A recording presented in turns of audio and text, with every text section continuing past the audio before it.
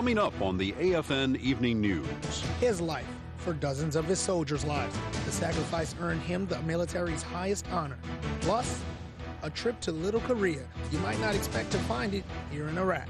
And these brothers share more than just the same last name, same job, and same uniform. They share the same value, selfless service. The AFN Evening News. Real news for real people. Good evening, and thanks for joining us tonight. I'm Specialist Eleazar Craig. Americans' privacy. Did the legislature go too far with the Patriot Act? That topic is on Capitol Hill this week. But first, in our top story tonight, he saved dozens of lives before he was killed in the battle over Baghdad International Airport. Tonight, the family of Sergeant First Class Paul Smith is in possession of the first Medal of Honor awarded in the action in Iraq.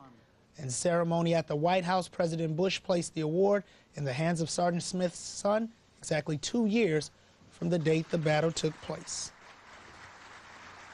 In the latest updates in the war on terror, a U.S. soldier is dead, killed in a car bombing in Baghdad. The military says insurgents used an abandoned taxi rigged with bombs that exploded just as a U.S. convoy was driving by in southern Baghdad. Four other soldiers were hurt in the blast. Meanwhile, Iraqi authorities report a councilman was gunned down in Hila. 2 suspects have been arrested in that attack. There's also a report that an official with Iraq's Interior Ministry was kidnapped by intruders who broke into his home. About 2.5 hours north of Baghdad is the Black Hawk flies is Camp Zaytun. It's located just outside of Erbil, one of the largest Kurdish cities in Iraq, and it's affectionately known as Little Korea. Army Sergeant Scott Speaks takes us there for a look at Korea's valuable contribution to Iraq's future. Operation Iraqi Freedom is Korea's largest overseas deployment since the Vietnam War. And the Koreans have certainly made their mark with several initiatives to help in the reconstruction and community development of Erbil. It's reconstruction mostly of their schools and their existing water supply. But they're also building new schools, building a lot more health clinics and hospitals in the area. The Zaytun Hospital is just one of 67 projects conducted by the Koreans. Opened just last November, the clinic has treated about 5,000 local patients so far and can treat up to 150 outpatients a day. Local doctors and nurses are now part of an internship program to help bring modern medical skills to the area. We had the possibility to see on the ground what the Korean contingent is providing their coalition. And it's an outstanding contribution because they have been able to realize an optimal quality of life for the Iraqis that live here. They've started and initiated a lot of opportunities. They surely will contribute to a better future for this country. Some of those opportunities can be found at the Zaytun Vocational Training Center. The center now provides 7 classes to about 200 students, teaching skills in computers, automotive maintenance, home appliance repair, and even baking to help facilitate new jobs and decrease the unemployment rate for the local area. We have to adapt the mentality of the people living here. I mean, we have to teach them to do it their own way. That's what the Koreans are trying to do. Doing their part to help establish peace and democracy in Iraq and fostering friendships along the way. I'm Sergeant First Class Scott Speaks, AFN News, Camp Zaytun, Iraq. Opponents of the Patriot Act hope to persuade fellow lawmakers that the legislation went too far. The Justice Department will urge Congress this week to renew the broad anti-terrorism law, including provisions set to expire in December. Patrolling with the 41st Infantry Unit takes you to every inch of the city of Katamia. It's a great way to see the community and residents up close and personal. Specialist William Knight has more of the story. The 431st Infantry Unit, with the help of Iraqi police, work together to make the streets safe. Part of that entails providing security for children, the future of Iraq. That's why a more watchful eye is kept on them. And the citizens of Katamia provide soldiers information about suspected terrorist activity. Plenty of the children waving on the streets. When we do dismounted patrols, talking to the locals, they'll point out where the bad guys have caches or when they were last here or when they usually come around. After patrolling all day, the 431st swings into a local gas station to make sure all is well. From the looks of it, the citizens of the city are able to fill up their gas tanks without complication. Every gas station we've seen so far has either IP or ING guards to make sure the gas stations stay operable and in order. Around now, at the time you went there, about 1400. Times are a little low, everyone's at work.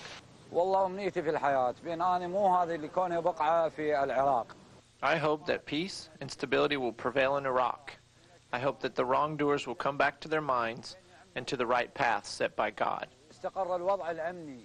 The community seems to realize that the 431st is only here to assist with their own progress. The roads don't lead back to base camp only, but also through a city that's trying to stand up on its own 2 feet. Specialist William Knight, AFN News, Kadamia, Iraq. Meanwhile, in Iraq, the National Assembly has elected a new speaker. President Bush congratulated Hashim al-Hassani on becoming Parliament Speaker. According to the White House Press Secretary Scott McClellan, the two leaders expressed confidence that democracy will succeed in Iraq. For two men from Pakistan, the adventures of Joyce and dentistry have some of their patients in the U.S. Army seeing double. Tonight we begin a two-part report in which Kane Fairbaugh shows us how a commitment between two brothers is having an impact on more than just their patients. This is one of those noises that would have any patient seeing double. But no matter what dental clinic, North or South Camp, you would visit with the multinational force and observers in the Sinai Peninsula of Egypt, it's the dentists here causing the double take. The first thing they'll say, how did you go from one place to the other place really fast? And then they find out that there are two of us, and they're not seeing doubles. Initially it's a shock, but then they get used to it. Sakib and Farouk Ishtiaq share more than just a brotherhood and faith. They also wear the same uniform, and in turn, they also do the same job for the U.S. Army, even though they're stationed on opposite ends of the Sinai Peninsula. Ironically, the distance between those ends of the peninsula, roughly 750 miles, makes this assignment one of the longest periods of time either brother has been apart. Basically, everything we've done from our childhood onward, we've done, at the same level. We've paralleled one another. Coming here in Sinai, I usually see him maybe 4 days every month, so we do have basically 3.5 weeks where we're not together, so I'm getting used to living apart. Despite the separation, working in the Middle East, territory very familiar to these fraternal twins, born in Pakistan and raised in Saudi Arabia, was a mission both volunteered for. I heard there was a position over here, and I wanted to be over here. I like deserts, so I wanted to be over here, so I applied for it. Originally, I was planning to go to the National Capital Region, and when they told me that there's a position in the Sinai, Egypt, I said, cancel all my other requests and send me over here. All our choices, 1, 2, 3, we just put the same one, so, I guess they're forced to send us. In the Sinai Peninsula of Egypt, Kane Fairbaugh, AFN News. Stay tuned. Tomorrow night, we'll take a look at how these two brothers use the attention focused on their similarities to help fellow soldiers and the U.S. Army learn more about the Muslim faith. We're going to take a short break, but don't go away. When we come back, we continue our look at obesity and its effect on your children's health, including its possible tie to school shootings. Plus, the next time you go to the doctor, expect a longer wait for your appointment. We'll explain why this could be a good thing in the long run. All this and more when the AFN News continues.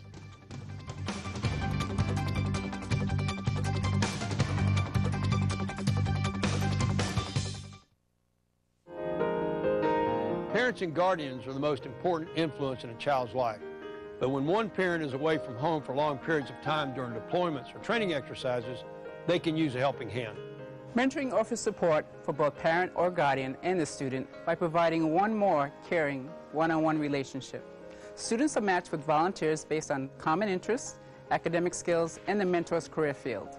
For 1 hour each week during school, the student and mentor work together on activities that help improve academic and social skills.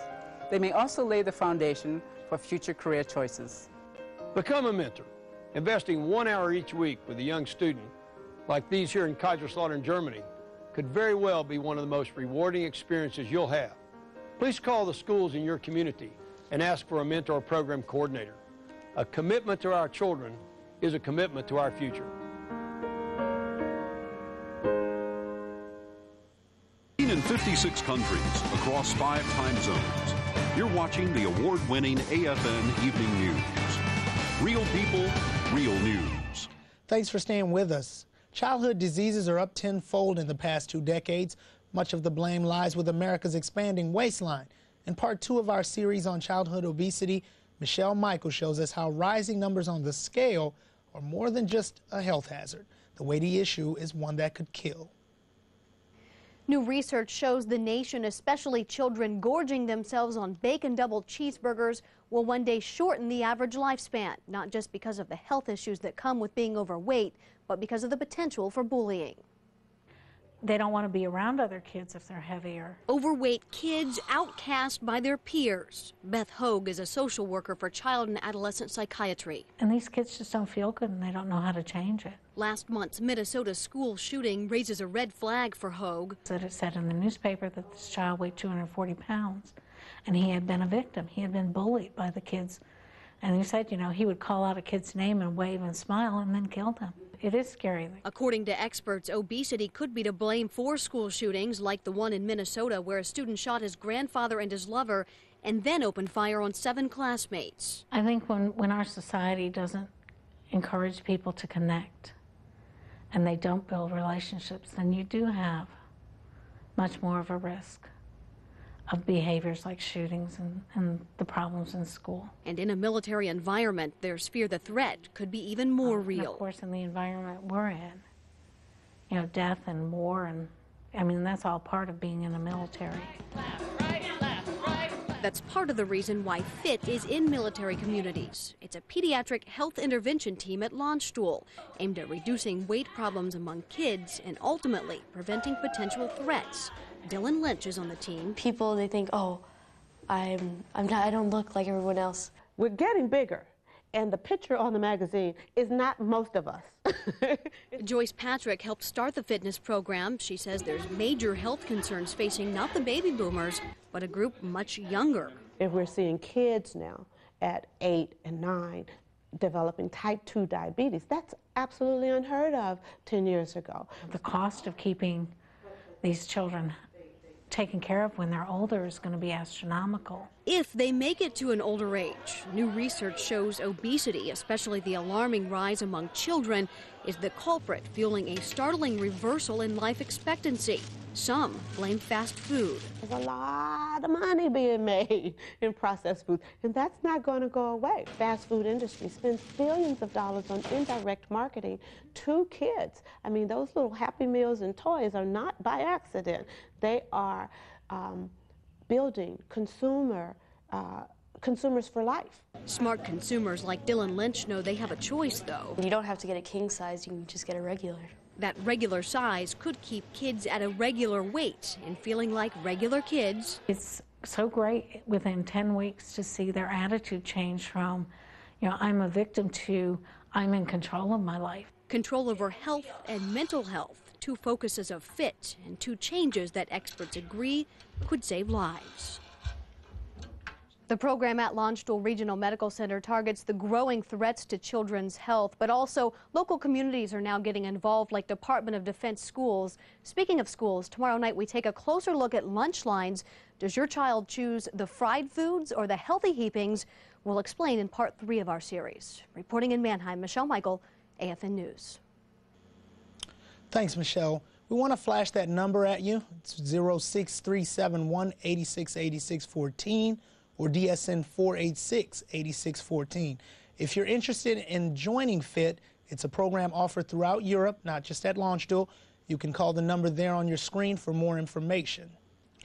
A new study from the Foundation for Child Development says despite obesity, children today are doing better than their parents. The new research shows that since 1993, children have engaged in less risky behavior. Even though obesity is a major issue, the report says the overall well-being of children is better. Even dining facilities are trying to find new and creative ways to encourage people to eat healthy. Ralph Stinson gives us a look at a contest held at the 21st Theater Support Command dining facilities to prove that even the good stuff can be healthy. Thursday is Soul Food Day at the Rhine Ordnance Barracks dining facility with fried chicken, ribs, and all the fixings. You'd think that it might not be the best day to judge how well the DFAC is doing in giving its patrons healthy, nutritious food. But good nutrition and fried chicken are not necessarily at opposite ends of the healthy eating spectrum. You can have fried chicken, that's not a problem. But if you balance that fried chicken out with some greens and some healthy corn, and rather than having a very high-fat dessert, maybe balance that out with fruit, you have a very good meal. And there are things you can do to make even fried foods less fatty and still have them tasting like Grandma used to make. At my grandmother's house down in North Carolina, you know, we're going to use a lot of lard, a lot of fat back, a lot of bacon. You know, we're going to do it down home style. Here, you know, we're using different types of oils. We use olive oil.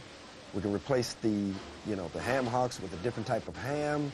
I mean, there's several different things that you can do different. The main purpose of Nutrition Awareness Month is to show that eating healthy is not hard and that there are no bad foods. The key to good nutrition is not what you eat, but how much. When you eat a higher fat food, such as ribs and fried chicken, what's important is that you're enjoying the culture. You're enjoying a cultural food, and we don't want to eliminate that. And then you want to practice portion control and then balance it out with some better choices next to it. Today's soldier is a lot more health conscious than ever before, and today's military chefs go to great lengths to ensure healthy, low-fat choices are always available. From Kaiserslautern, Germany, Ralph Stinson, 21st Theater Support Command. The next time you make an appointment at a military medical facility, you might have to spend a few extra minutes in the office as doctors input your symptoms into a computer. The Department of Defense is moving toward a totally digital record system. Army Sergeant Michelle Johnson reports. The Army is leading the charge in this high-tech, low-paper revolution in the way they track medical history. This clinic here in Germany is one of just a handful of military treatment facilities across Europe where doctors are no longer scribbling their patients' medical history on pieces of paper only they can read. Instead, they are logging on and booting up to a patient medical library in cyberspace. Eventually, your chart will be available at the click of a mouse anywhere in the world. For now, a few hurdles. Dr. Robert Walker, Chief of Family Practice at the Heidelberg Hospital in Germany, says the biggest is the increased time at the computer keys makes the appointment a bit longer, which results in fewer slots for patient visits. Dr. Walker is not available. Elective procedures that don't have to be done today, i.e. during our implementation and learning process, will be scheduled later. Same-day appointment today? Acute type problems, emergency and acute problems, i.e. you need to see the doctor today, are still being seen. Depending on the doctor's computer savvy and typing skills, the input process could very well be long. There are several screens to go through, and some of the questions asked in the exam portion of the visit will also get asked again when they sit down to the computer to input. Say we're crawling instead of walking. Later on we'll walk before you run, but it's a start.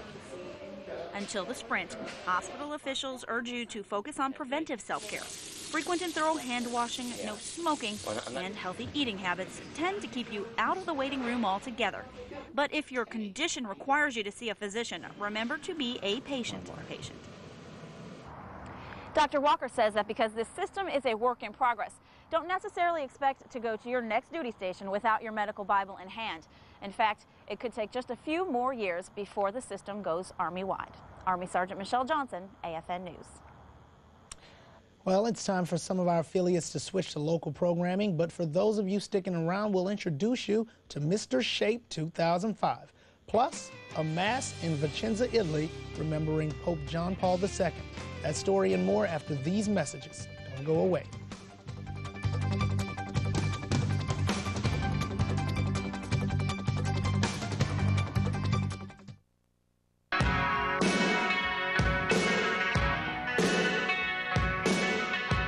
Get out and see the world, but don't spend the world doing it.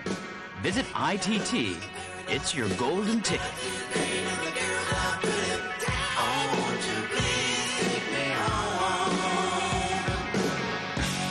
Stop in at your information, tickets, and travel office, and they'll hook you up with the trip of a lifetime.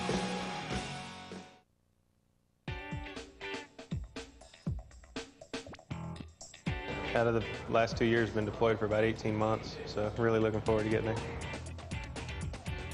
There's a BX and there's a cafeteria where they can have something to eat. Here at the airport, I'm gonna try to get some sleep. Drink some coffee, try to stay awake.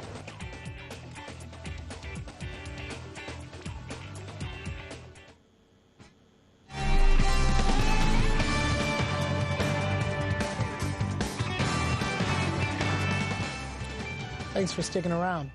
The whole world is watching Rome following the death of Pope John Paul II. Army Sergeant Luke Wack takes us to a Catholic service in Vicenza, Italy. The Pope was included in the prayers of the Vicenza Catholic community Sunday morning. During Mass, Army Major Father James Scheel led the church in a prayer for the Pope. God our Father, you reward all who believe in you. May your servant John Paul, vicar of Peter and shepherd of your church, who faithfully lived the mysteries of your love and forgiveness on earth, rejoice with you forever in heaven. We ask this through Christ our Lord. Amen. Father Scheel went on to encourage his audience to find out more about the writings and words of John Paul II. He has a tremendous theology of the human person, based on the dignity of the person as the image and likeness of God, and that is so hard for us. The Vicenza community will watch with the rest of the world as the church chooses the next pope. Army Sergeant Luke Wack, AFN News. 9 senior boys vied for top honors, but only one could be named Mr. Shape. Specialist Russ Hall explains it wasn't all about beauty. The event raised more than €1,000 to help offset graduation expenses. Pretty in Pink was this year's theme for the 3rd annual Mr. Shape competition. Friends and family packed the International School cafeteria to see 9 brave senior boys vie for the title of Mr. Shape. The contestants were judged in 4 areas: swimsuit competition, talent show, formal wear, and a question and answer session. This year's winner is Richard Rendon. We want to be for the males, and it's just to show who can strut the stuff the best at Shape American High School. Contestant Sonny Lopez is already thinking ahead to next year's contest. I'm thinking since I lost this year, I might purposely fail, like not go to English class for the rest of the year just to come back next year and take it. Hopefully there won't be a next time for these seniors. Proceeds raised from the contest are going to defray the class's graduation expenses. Reporting from Shape, Belgium, I'm Specialist Russ Hall, AFN News. For the average high school senior, picking the right school is a tough decision. But with the rising costs of tuition, footing the bill can be the most challenging part of getting an education. One organization in Shape, Belgium is doing its share to help seniors. Air Force Sergeant Trevor Pedro has details about an event that's raising money to get the community involved. There's a lot to see and do in Europe, and most people don't have the opportunity to travel as much as they wish. The Shape High School Scholarship Committee brought a piece of Europe to the local community with their annual Spring Bazaar. This is just one of the events the group organizes to fill the scholarship fund for local seniors. Visitors had the chance to check out handmade clocks, taste various German wines, and just look for knickknacks and gift ideas. It's a great way to give back to the community. I feel like it gives people an opportunity to shop and get things that they would like in case they're not doing a lot of traveling, and I think it's great because it provides money for the seniors. So it's a dual benefit for everyone, really. The committee raised over $14,000 for the scholarship fund during the 2-day event. Reporting from Shape, Belgium, I'm Air Force Staff Sergeant Trevor Pedro, AFN News. Some of our affiliates will now take over with their own programming, but for those of you staying with us, it's not every day you get the chance to get in your supervisor's face. But when we come back, we'll introduce you to some sailors who did just that, all in good fun and for a good cause. More real people, real news. Stay with us.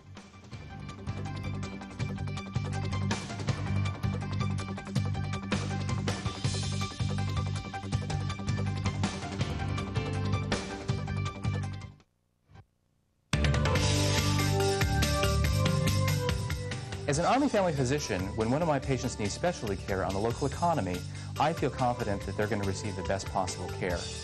Our TRICARE Preferred Provider Network colleagues meet the same requirements as our military healthcare providers. We monitor the quality of their care, and we respond to valuable feedback from our patients. When you use the host nation medical system, be assured that you will receive the same quality of care that you would receive from us. The website you've been searching for, AFNEurope.net. Get the weather and your exchange rates. Check out the latest TV and radio schedules. Listen to our radio news and watch our television stories. All on AFNEurope.net.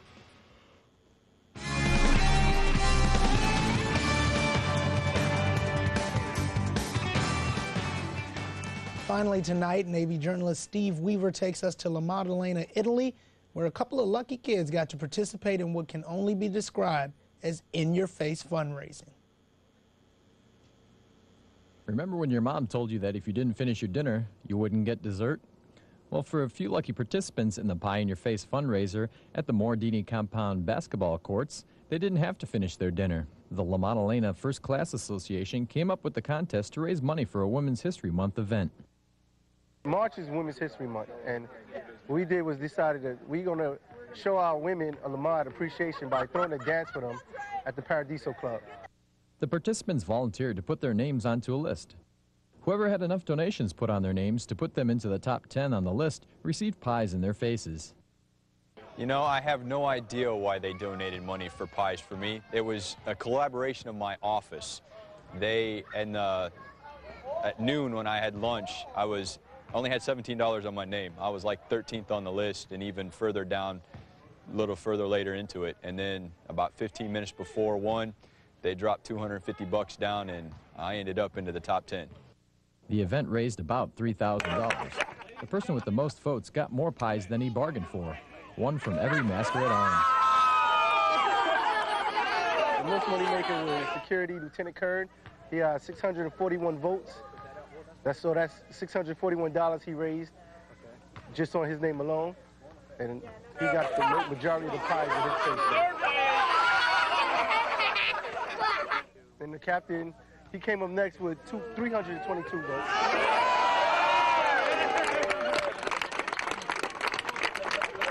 Getting a pie in your face can be a good thing. Not enough in the nose. You know, the pie was actually pretty good. I did get a little bit in my eye here, but the pie was good, and it was all in good fun, and it supports a good cause, so it doesn't really bother me that they did it, and you know, and we'll just go on and work as normal. But we do have PT later this afternoon, so I do get to have a little bit of revenge.